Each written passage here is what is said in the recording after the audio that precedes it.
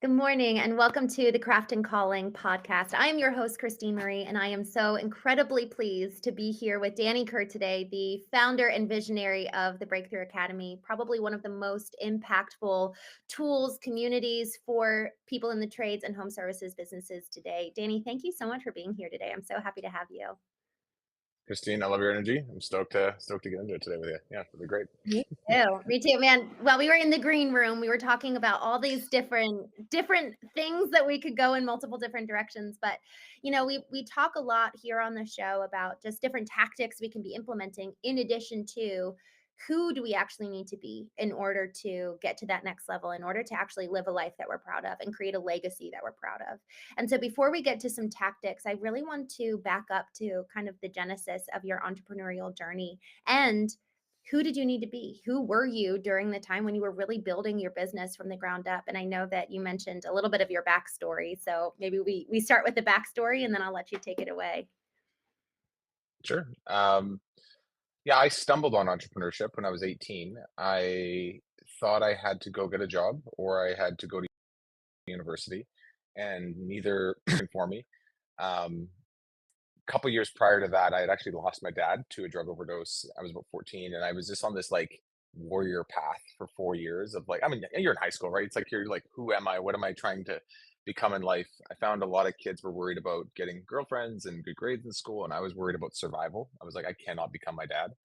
And so at 18, I was in university to try and get a degree, but I was also like really questioning whether or not that was actually for me. Like I was taking 3 classes and barely getting through. And I saw this thing that said make 15 grand this summer, college pro painter. Like, okay, I could probably paint for the summer because I need to make some money. And like, no, no, it's actually running a small franchise. And I was like, you're gonna let me run a business? I'm 18 years old. Like, what are you nuts? I love Um, that. but I was like, interesting. I also had considered taking business, and I was in criminology at the time, studying to be a police officer, and I was like, maybe this is a good way to get a dual education. I quickly realized getting involved in that program how much I was meant to be an entrepreneur. And my path to success wasn't to get a job, it wasn't to go be a laborer, it wasn't, to be my dad. It was to go and create my own reality. And no one had ever told me that before. The school doesn't really lead you in an entrepreneurial journey. Maybe you hear about it from others. Some other weirdo did it, especially back then. And so it was for discovering like, oh, I am an entrepreneur. That is my identity. That is kind of like who I'm meant to be. And that for me, like, don't go become your dad. It's like, how do I find success? Like that was my path. And yeah, if you want to know like early stages, it was warrior mode. It was like, I had this motto. I'll talk about what I've learned since then, but I remember 18 years old to probably 23-ish. It was like, I will not outsmart everybody. I'm not the smartest kid in the room here, but I will outwork everybody. And I Hmm. was 80 hours a week, all in, whatever it takes. I was young. It's fine. And I'm glad I did it, but it was a lot. And Yeah. I, I learned by I was like a bit of a blunt object, just like hammering away until I win. And that's how I did it. That's how I started that company. And yeah, and for me, it became a bit of an identity, almost to a fault, right? Where I'm like, I am the hardest working dude. I will get me and my team across the line no matter what. And along the way, my wife now, who's actually been with me since I was 16, so she's been with me through almost all of this, was kind of Wow. like, hey, just yeah, yeah. So thank God for her. She's just kind of like, if you actually want to do this thing as a career, like be an entrepreneur as a career, like you need to get better at your job. Like, because honestly, you kind of suck. And I was like, what do you mean I suck? Like, I've What got a a big business. I'm queen. successful. Like, everybody thinks I'm doing well. And she's like, no, no, but you can't like balance anything. Like, we can't have kids together. Like, this isn't gonna work. And so she challenged me pretty hard, and I did. I had to take a deep like look in the mirror and be like, right, like this isn't success because it's all reliant on me all the time. And literally my team used to call it Danny Octane. They're like, man, I just when I have a bad week and I can't get going, like get that Danny Octane in you, just I can get anything done. And I'm like, wow, like all energy flows through me. Wow. This is not sustainable. So anyway, so that's some of the early days, and that's the mode I was in at the time. And there's lots of learning obviously since then, but that's how I got started in this industry anyway. So I love that. yeah, And I'm curious just to kind of go down this rabbit trail and then I want to come back. There's a lot of folks when we ask young kids these days, "What do you wanna be?" And they say, "YouTube influencer." And there's Right. this very unrealistic expectation for kids nowadays of how easy it's going to be for them. And I mean, we could again, there's a million conversations we could have, one particularly being AI and coming in and how jobs are completely going to change. Yeah. In the trades, at least for the time being, it's not being too disrupted by AI, but it has the propensity to be disrupted. All that to say, as you look at the next generation, you were 18 years old and you were given, man, what an incredible opportunity. And so, how has that kind of shaped your experience with giving back to much younger folks? I know that you're currently mentoring a Mhm. lot of business owners, but what about, like, the people who are where you were, especially without a dad? Yeah. So a couple things actually. But one, so I've got an 11-year-old who wants to be a YouTuber. I'm trying to obviously guide her in the right way and set goals with her and help teach her the value of earning money, which I think most parents at this stage kind of are. But there is something that I used to do that I've actually stopped, but I've always had an interest to go back to, Mhm, given I give myself the space to do it. I used to go to grade 10 classes, and I used to go to their career and personal planning class for one day, and I would teach a little course that I made around saving money and getting your first job. And what it was crafted to be was I was how based on part-time work during school and full-time work during the summers that they can all make about 15 to $20,000 before they graduate. So between grade 10 and grade mhm, 12. And this is a very rare time where you don't and won't have bills because after grade 12, you're going to probably move out, you're going to get a car, you're going to have like, you're just welcome to the world of expenses. And so this is a small little piece of time that you could go and make 15 to 20 grand. And then I asked them all, I'm like, what would you do with that? Some are want to travel, some want to put a down payment on a house, some want to go to school, some have whatever it is. There's almost nothing that a grade 10 that couldn't be had with 15 20 grand. So I get them thinking about this, and then I ask them, I say, how many grade 12s do you know have this kind of money? And they're like, none of them. They're like, most of them are in debt this much.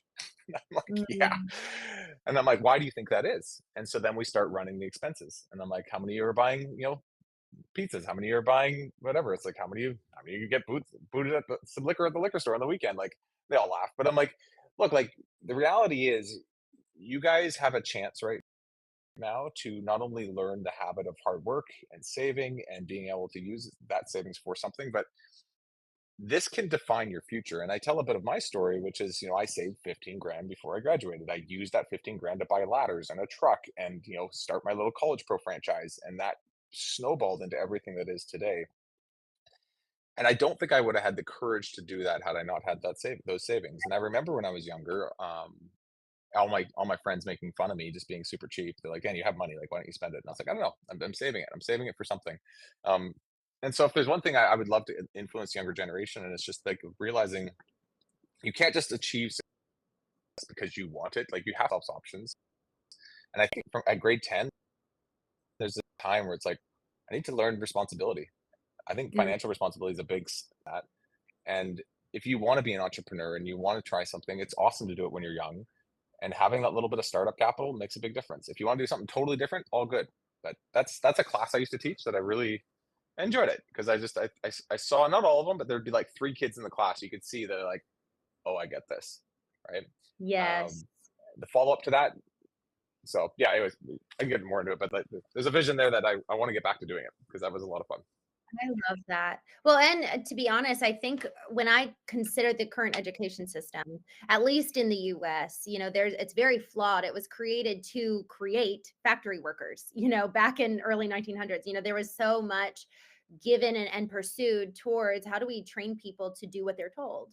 And in that, there's a gap in the financial literacy, financial education, and also the emotional literacy and education. When we're all in relationship for our entire life, and then when we get into probably our first job, but even beforehand we need to have financial understanding to even what you're saying. And I think that this is really important, and for every single person listening to this, I think it's so important, Danny, that we understand that that's probably one of the best things we can pass on to our children. Like today, right now, actually teaching them how to manage money, how to make money, and what to do with it after, as well as, really cultivating the interpersonal relationship skills, because that is so incredibly important to run a successful business, much less so with our internal staff and retention, but also with our customers. So I think that that's so important, that we cannot forget the value of the financial understanding and knowledge there. And to your point, you had that money saved and you were ready to go at 18 years old with a new business. So that is the buffer necessary for them to actually be courageous and act on opportunities that come to them. So I love that. Yeah, I never felt like the world owed me anything. I felt like I had Mm, to go there and create it for myself. And I think that a lot of young people are waiting to just say, okay, well, like I guess I'll see what comes my way. I'm like, well, you kind of got to create your own success, if we're honest. And you should get yes. in that habit when you're young enough to start to build that. And I watch even my kids. I have three girls, but I watch my oldest, and she's very built that way. My youngest is learning a bit. There's a spectrum. I have like everything from like totally driven to go find her own success to like I'm just waiting for my own handouts. Now the youngest one is obviously that makes sense, um, but yeah, it's just a way of seeing the world. Like, do you expect things to come your way, or are you going to go out and get out there and grab it? And Mm. yeah, I think in today's world, you have to take that. Had to probably take that initiative. So Mm. yeah. Danny, I'm so grateful for that perspective, and I'm curious how much this actually might tie into my next question for you. You've worked with countless contractors, and you had to do this yourself. Make the business not tied to you. The success of the business, if it's tied and intrinsic to who you are, how you show up, what you do, then it's not success whatsoever. And so, what was the core tenet? So, whether it was an action, a system, a mindset that you took or made for yourself, but that also that you're seeing all of these other contractors do in order to break free and have their own freedom and true success for the business. So the first time it really hit for me was actually funny enough when I went from being a franchisee for College Pro to being a franchisor, so being a GM to run franchises. Mm. And Mhm. it was a very forceful shift where I had to go from running a small painting company in the summertime to hiring franchisees, student franchise, people from university that were in school, and teaching them to run their own small business and teaching them to hire their own painters and teaching them to run the system that I had just ran myself. It forced me to think differently, right? If you're building a business plan and you're just trying to think about how do I do more of what I currently have, Right. you're missing the whole point. You need to fundamentally force yourself to think like, what is the next architecture of this business entirely? And so you can't just go, we're going to do more. It's like, no, no, we're actually like, arguably, it's like, we need to think about the roles that are beneath me that have never existed. All the things that I have done manually. We need to think about the compensation for those roles. We need to think about how much revenue needs to be achieved for those roles. Now we need to think about the sales and marketing strategy to achieve the paying for the ROI of those roles. Um, so I remember that because I remember sitting down and being like, "Oh, I need to go from like 15 painters to 100." That's a very different business. That's a very different problem to solve. And yet in 1 year, I did because there was a system to follow. There was somebody to show me what to do. And I trusted in the process. And I feel like that's a lot of what we do today with contractors, which is, hey, you've got a way of that works for you, and it's often very reliant on you. There is a completely different structure, organizational structure, financial structure that can and should be in place. And if that's done well, this could be a way for you to step back and actually have an asset, not just a job. Um, Yes. and it, yeah, it requires a different way of thinking. It's not just more of the same. I love that perspective. And I'm curious, when you say it requires a completely, is it honestly a willingness to let what's there die in the process, you know?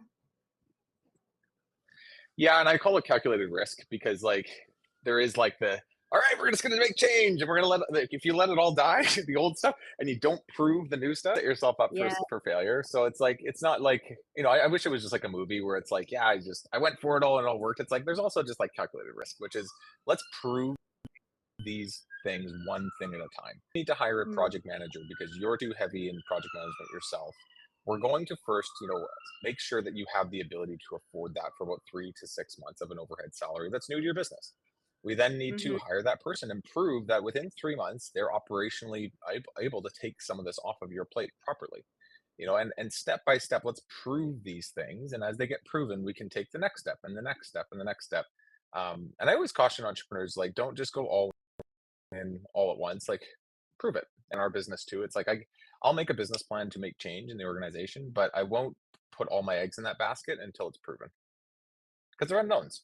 And sometimes my ideas aren't the right ideas, and sometimes the approach or the execution on that idea was wrong the first time, and that's okay. That's learning. Um, but it's important to be calculated in the way you go about it as well. So good. Did you have what was your circle like? That famous, I think is it Jim Rohn who says you are the sum of the five people you're with, and among many other people. And I think he said that, but I'm not sure if it was him. What was your circle like? So I have a motley crew of, I have an interesting group. And actually, it's interesting you bring up that one concept, because I have a slight twist on this, which is, yes, you are absolutely the five people that you're most close to that you're like. And within that, don't don't get obsessed with those who are all ahead of you to be around just those people. Mm, I have friends from when I was younger that I still to this day am very close with. I have friends that I've met in College Pro and business along the way that I'm fairly close with. I have friends that I've met in building BTA over the years in the United States, and people that I still go visit them and their families. I've got friends from all walks of my life that are still very close to me, and I've never abandoned the ones that maybe aren't the most successful ones anymore. I've got very different eclectic group of friends, and what it's given me is not only the ability to learn from others that are ahead of me, but also be grounded in who I was and who I still am to this day. That I, often sometimes we forget in pursuit of being adults and achieving success and you know being this idea we had in our head. Because if I found, like, literally friends from when I was 3 years old, still really good friends with me. Friends from when I was 16 years wow. old, still really good friends with me. Friends from when I was 25 years old are still really good friends with me. And there's different Wow. versions of Danny that have evolved all through those years, and but they all still know me really well, and they all still hold me to my own bullshit, and they know me to a level that I'll never lose myself, because I remember who I was when I was 3 and when I was 16 and when I was 25, and I don't think back to those things as like, that's an old human. I'm like, no, that's just a part of me. And Mm, so my version is like, don't go. I can't have tons of friends. I don't have time. I got a big family, but go and pick some unique humans who you've enjoyed, who get to know you on a genuine level, and don't leave just because maybe they don't suit your needs or interests. My really good friends when I was younger, I helped them in their life and thinking through money and thinking through the way to buy a home, and just like they're working jobs. They've got more normal lives, I would say, than I would do. But they help me with being grounded. And when I'm having a hard month, and when I'm like my ego is getting too big, or I'm losing my own like sense of self, which I think happens when you take on a lot. It's great to just go camping with those guys and talk about life with them, as who we really were and still are deep down inside.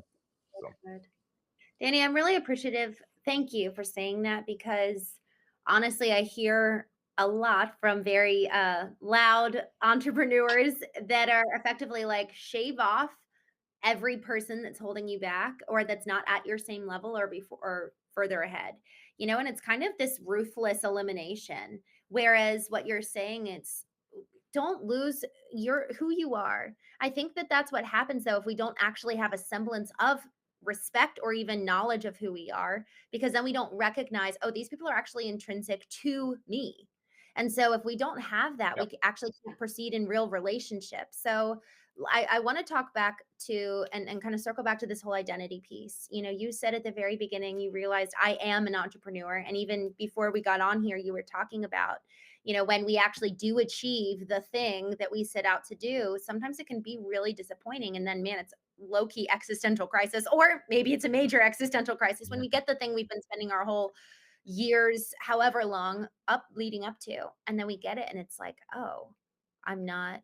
The thing isn't as satisfied or as satisfying as I anticipated. So, can we talk a little bit about identity in terms of I am an entrepreneur, I have the people around me to ground me.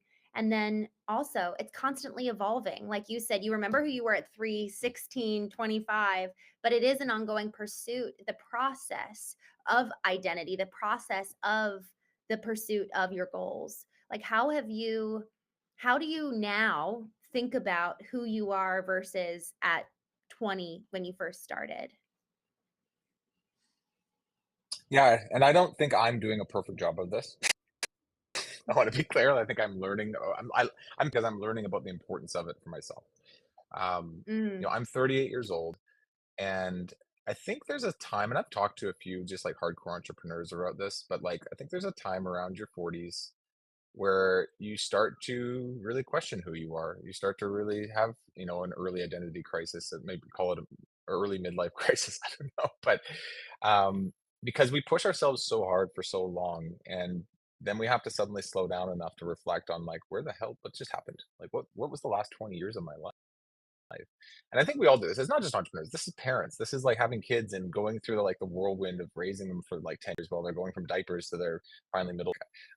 I've just come out of this stage, and I'm realizing I'm like, yeah, I when I'm old, when I'm 65, if I want to be a happy human, I can't just be an entrepreneur.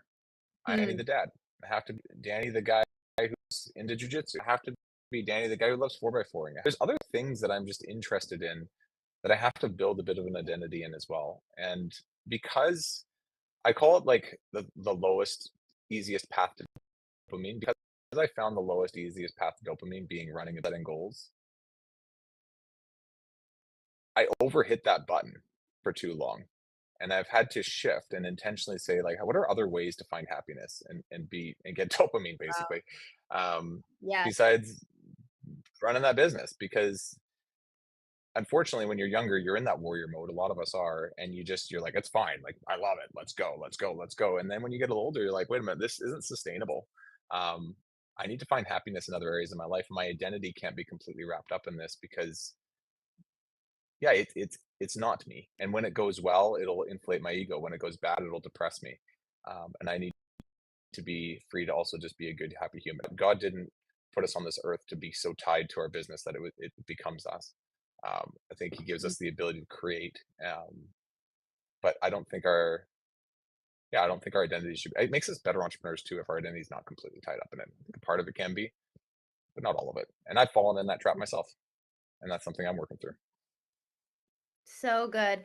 Man, I was thinking about this the other day about how effectively if we're so focused on what we're building, then when we build it, when we have the success, and I say success in air quotes, we arrive and we're like, okay, great, now I'm free. Now I've got no one to share it with because I've actually burned all the bridges along the way. And so with Yeah. the respect and honor for these other, I love that you said dopamine because it is like we get to self-perpetuate our own dopamine hits so long as we live with intention. And that dopamine hit can be curating the weekend that we get to go camping with the bros from childhood, or intentionally go and hanging out. You have 3 daughters. I love that, like, major girl dad. My dad has 4, and I'm just like, "God bless you." But there's so many opportunities for self-perpetuated dopamine hits that allow for fulfillment along the process. You said that earlier in the green room too about just enjoying the journey and not having so much tied up in the destination. Yeah, it's literally one of our core values is embrace the journey. Mhm. And that's something that I've always acknowledged and always recognized. I also see that most of us as entrepreneurs don't. We don't do a good enough job of it anyways. And it is Yeah. very interesting recently, like just meeting and talking to people who have now completed that journey, had a big exit, had a big sale. We've seen private equity come into our industry quite a bit over the Yeah. last couple of years. There are those who continued on and found another way to kind of be involved, and they're actually pretty good. And there's Mhm. those who didn't, and to be honest, they're depressed. And it's kind of an interesting thing to see and notice and be aware of, and just be like, right, like we are not meant. So this has to be sustainable. I can't just go all in all the time with the hope that one day I can finally stop, because when you do stop, you're going to be depressed in a different way. Um, Right. So good. and I and I've noticed there's like, everyone feels like, hey, I'm overwhelmed. I need to be like less busy, so they try and like sell the business, whatever it is, get away from it eventually. There is it is worse to be underwhelmed than it is to be overwhelmed, and there is a happy medium. Yes. And I've felt this myself before too. This was younger years. I did college pro for one summer. I took a bit of time off to fly helicopters, which was a cool thing. And everyone's like, "Wow, flying helicopters! What a neat thing to do." I was depressed. I was depressed because I was underwhelmed, and I was running away from the 80-hour work weeks that I put myself into, thinking this would be such a getaway and relax. Within months, I was without meaning. And I went back to College Pro to start a business again with them because I realized being underwhelmed is Wow. actually much worse than being overwhelmed. What a good lesson. Wow. Honestly, Danny, what you just said, it reminds me of this whole concept of, are we doing this because it is life-giving, it's our calling? That's part of the name, the craft and the calling, not being so focused on our craft that we forget our calling, and that we are not, that we're just being intentional with every single way in which we're spending our time and the way that we're living with relationships and everything that we're doing. Are we running away from something, or are we running towards something? Are we actually being propelled by a why? Have we done the work to understand what is truly the thing that lights us up, that is life giving to us? What's the why propelling us forward? Or are we actually running away and making decisions being reactive rather than being proactive?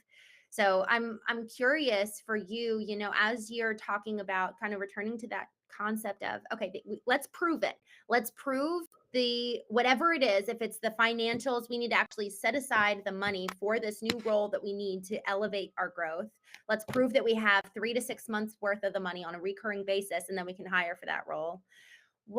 What is kind of that initial step? Like, how do people, I sit with different founders and I help them kind of create their ideal for their life, but it's their ideal in every single regard: their business, their family, their finances, themselves. Who do they want to be? So what's that initial step to really help these founders, whether they or the owners and operators, it could be the operators doing these conversations, but like, to really vision, where do we want to take this company? How do we get, from 15 to 100? Sometimes 100 isn't actually the right goal. Sometimes it's 50, sometimes it's 30, sometimes it's Yeah. 200. You know what I mean? Like, how Yeah. do you advise people to initially touch with their goals, with their ideal?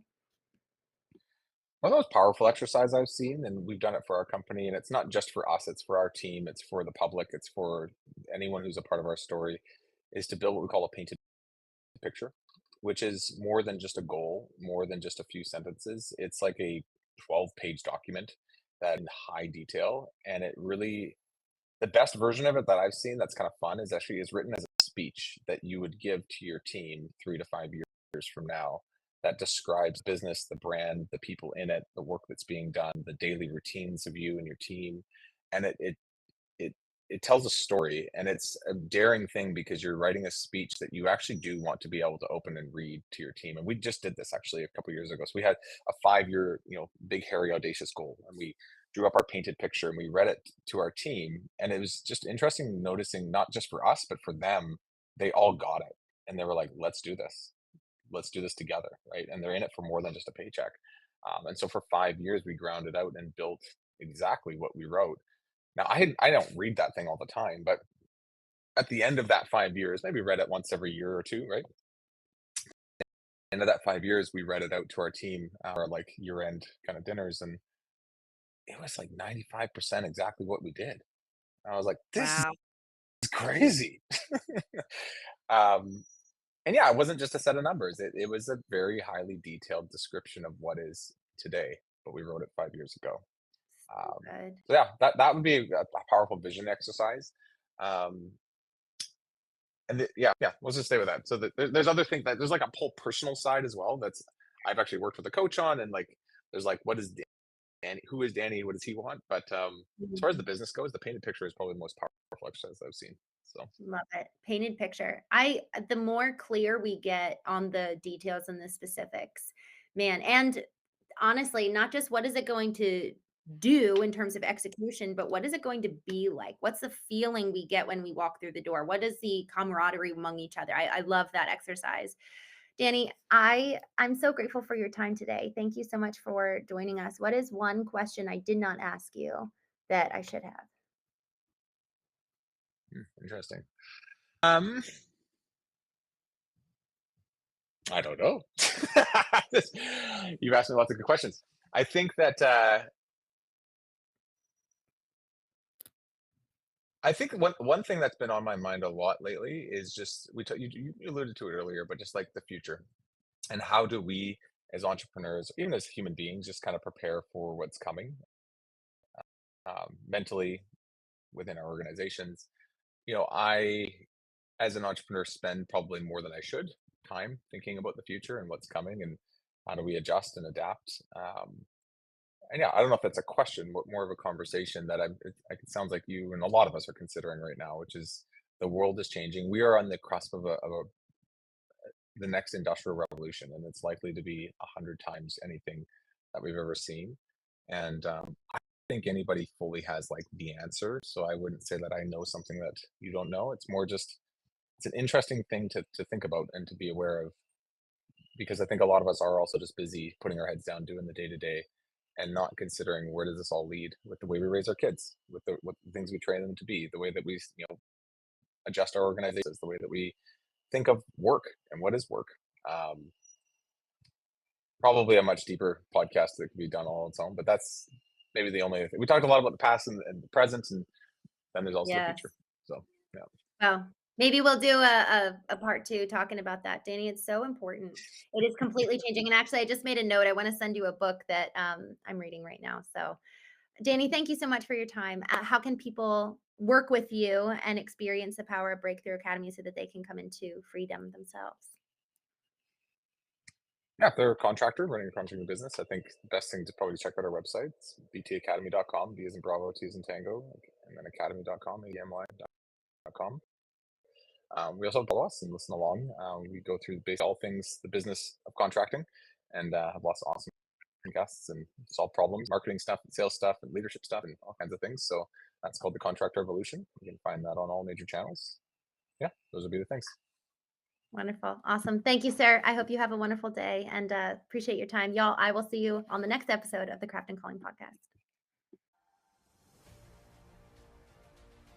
If this conversation resonated with you, if you recognized a bit of your own story in it, know you're not alone. This work is so demanding, and we were never meant to do any of it in isolation. Now, before we wrap up, I am so grateful that this podcast and the Craft and Calling community are supported by Foundation First, a company dedicated to helping businesses like yours grow through a strong digital presence that attracts the right customers so that you can spend less time chasing work and more time leading well. As part of that support, we are offering free marketing consultations to help you take a step back, gain clarity, and together we will explore what's possible for your business and for the legacy you're building. Visit foundationfirstmarketing.com to learn more. Friends, thank you. Thank you for spending your time with me today here on the Craft and Calling podcast. And remember, you are building your legacy right now, one moment at a time. I'll see you next week.